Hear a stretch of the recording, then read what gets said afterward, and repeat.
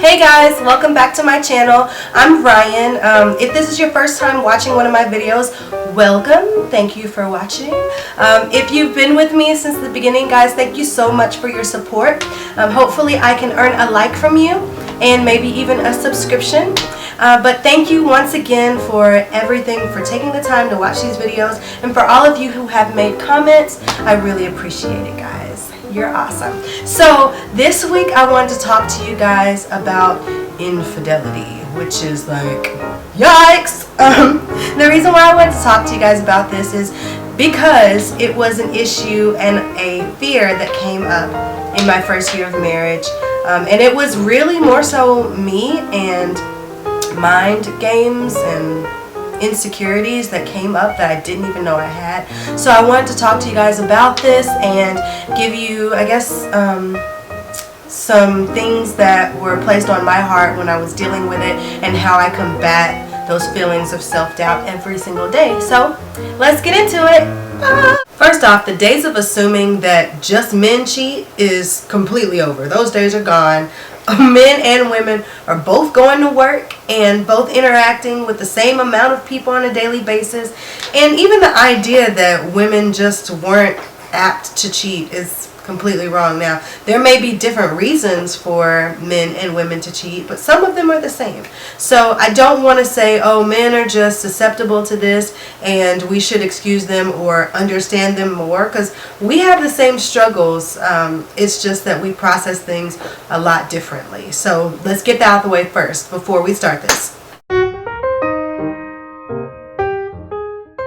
I think it's really important to say that I was never that girl that was paranoid or that had low self-esteem or thought that people were cheating on her. I've always been pretty sure of myself, and I've never ever been like over concerned or overbearing or anything like that. I always just was kind of chill and in my own lane and figured whoever I was with, like, they were doing right. I never had any thoughts of, oh my goodness, what if, or oh my goodness, is he? Nothing like that, all through dating. But for some reason, when I got married, things changed for me.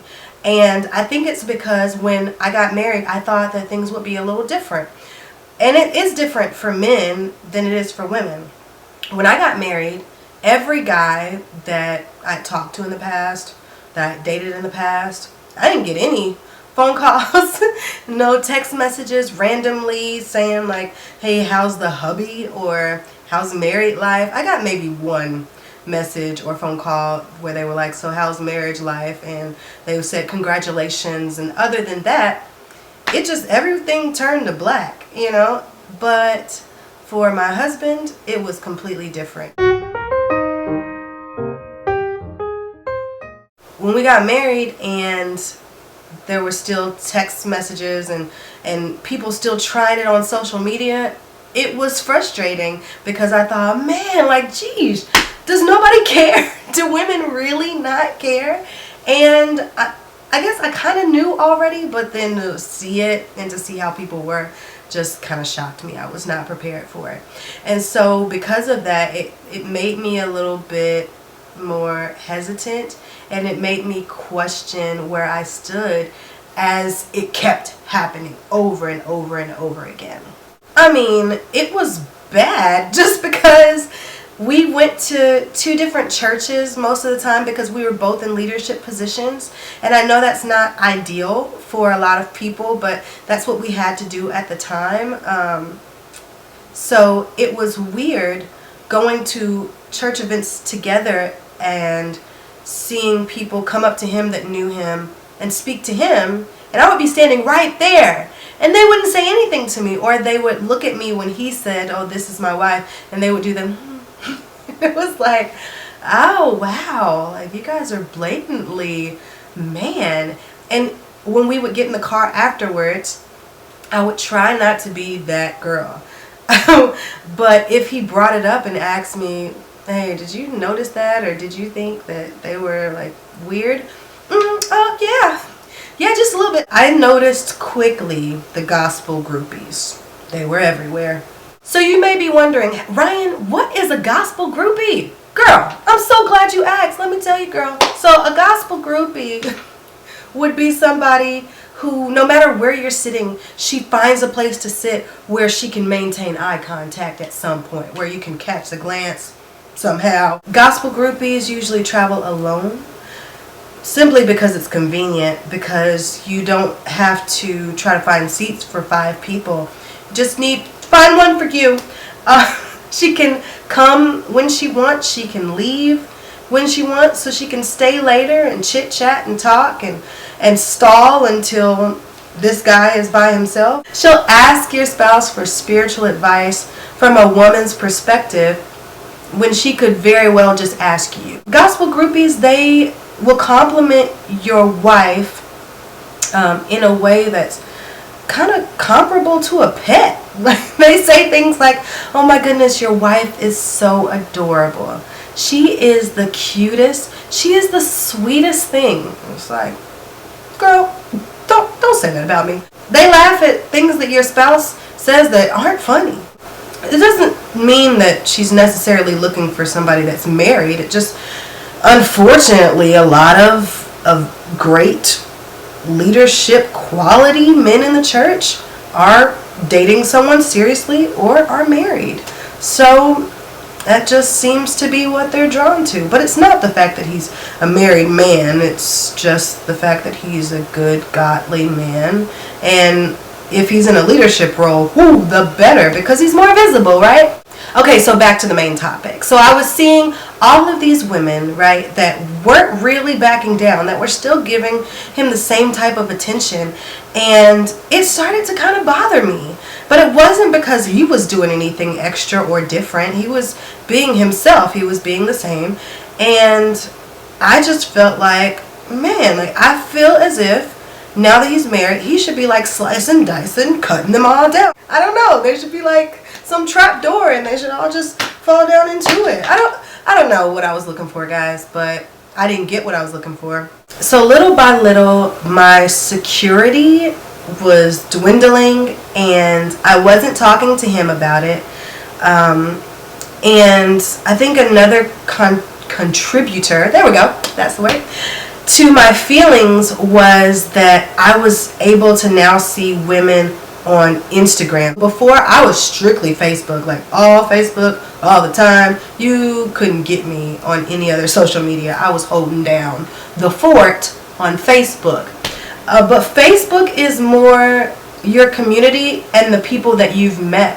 Whereas Instagram, you have like at your fingertips people that maybe you've never actually even met before. I was looking at women on Instagram like, oh my goodness, like this isn't even kind of like your Facebook profile, girl. Like I was seeing a lot. It made me feel like, man, he is having to fight every day because I'm seeing these women and they are absolutely beautiful. I work so hard, to like eliminate and block out all of the negative thought. When I was seeing all of these women that were beautiful and a lot of them extremely godly and wise and smart, intelligent. They're not all just butts and faces, right? Like, I thought, man, for him to not only go out into the world and see people and be just inundated with faces and personalities and conversations all the time, but also to have these people that have access to him like this. Man, how hard is it for somebody to stay focused? Men and women. Like, I'm not trying to give an excuse for men like it's harder for men. By all means, no, absolutely not at all.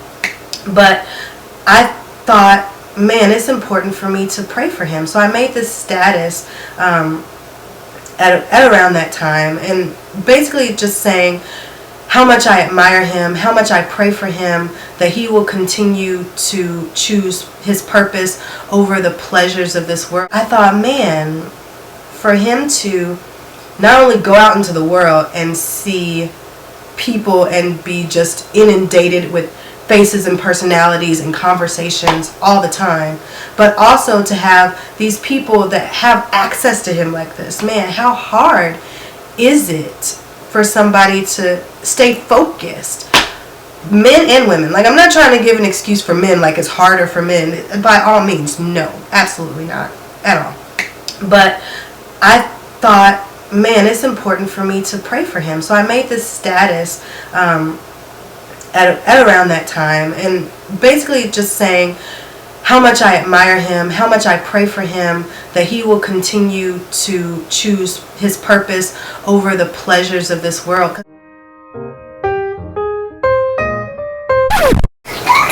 Yeah, here. Your spouse's soul is really important. And I don't mean to say that, I don't think I could say that in a way that really gives it justice. But this is the person that you've said, I want to work on heaven with you. I want to work on trying to make it with you by my side. And you got to pick the right person that you think you can really make it with, that won't hinder you and kind of pull you down, you know.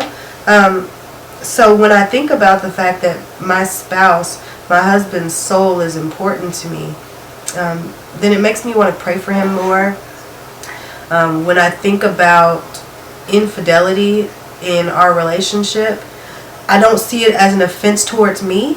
I see it as an offense, as a sin against my own body if I were to do it, and a sin against God. And I take the other person out of the picture because it's not about me. It's about both of us making it. It's about us having a secure relationship with God. I guess I just want to encourage any wives out there that have had moments of doubt and questioning and fear. Maybe you've seen infidelity in friends or relationships around you, and even in your family, and you got married and you're kind of worried about it, right? You're putting all this faith in a person. Just do not put your faith in anybody but God, and just know that if you're doing everything that you can do, and I mean, even if you are doing everything that you can do, you can't prevent someone from having a moment of transgression from God's will, because that's what it is. It has nothing to do with you. This person made a commitment to you, but they made a commitment to God. And so don't beat yourself up. You can't afford to, because it has nothing to do with you. And if you have to babysit this person constantly, if you're feeling urges to check phones, that's a problem, girl. I've had one time where I had that urge. That phone was just sitting there, and I just really wanted to go through it. And he was asleep, and I fought it though. I did. I fought it. If you have questions, if you have those thoughts in your head of just paranoia and insecurity, Charlie, I'm trying to close this thing on out. If you have thoughts like that creep up into your mind, remember, think the best first. Always think the best. That's what love does. And pray for your spouse. Remember that it's not about you. So don't take things personally. Don't beat yourself up like you're not enough. If you feel that way, don't feel like you need to overcompensate. Sorry, guys. Just know that you are absolutely enough. Now, if you're not doing certain things, if you're not taking care of your spouse and their needs, and I assume that like everybody has read the 5 love languages, but if you have not, read it, understand your spouse's love languages and cater to them, because the things that you do for the people that you love will not amount to anything if you're not speaking their love language. That's key. And then pray all the time for your spouse, and encourage them in that. People don't like to talk about stuff like this. I don't know why. They don't like to talk about it until somebody steps out. But talk about it and encourage your spouse, especially when they come out of a pressuring situation, and say, babe, I'm so proud of you, and thank you for honoring your commitment to me. I'm proud of you for honoring your commitment to God. I know it's not easy, because even if it's easy for you, don't assume that it's easy for everybody else. Charlie, don't assume that it's easy for your spouse just because you don't have a problem. And you probably don't have a problem because the people that you come in contact with on a daily basis are not viable options. Guys, I honestly think, I really think that this is part of Charlie's plan to be in every video. Charlie, you want to? Okay, now you're not going to look. Charlie, can you apologize? Can you apologize to the people? Sorry, y'all. I'm so sorry. Now she has nothing to say. That's amazing. Okay. Well, thank you guys for watching. I hope and I pray that this video has helped somebody, that you guys can relate in some way. Wife life is not easy at all, and it's not for the faint of heart, and sometimes you do feel insecure. You feel like you really don't know how you're doing. And if you really want to know how you're doing as a wife, it's okay to ask your spouse, like, hey, so what do you think? Am I killing it? Like, what's going on? I think it's important that you have open conversations and talk about how your spouse's needs are being met and how your needs are being met. Because you can't just assume that you guys are both killing it, and just because they're not saying anything doesn't mean that everything's fine. So talk through it. Talk as much as you can.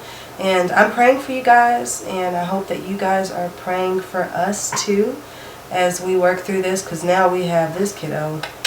And when you have kids, it changes the whole dynamic of your marriage, right? Y'all know what I mean. Those of you that have kids, the whole thing. So, yeah. Hope you guys are having a great day, great night, whenever you guys are watching this. And I will see you guys next week for another video. Bye.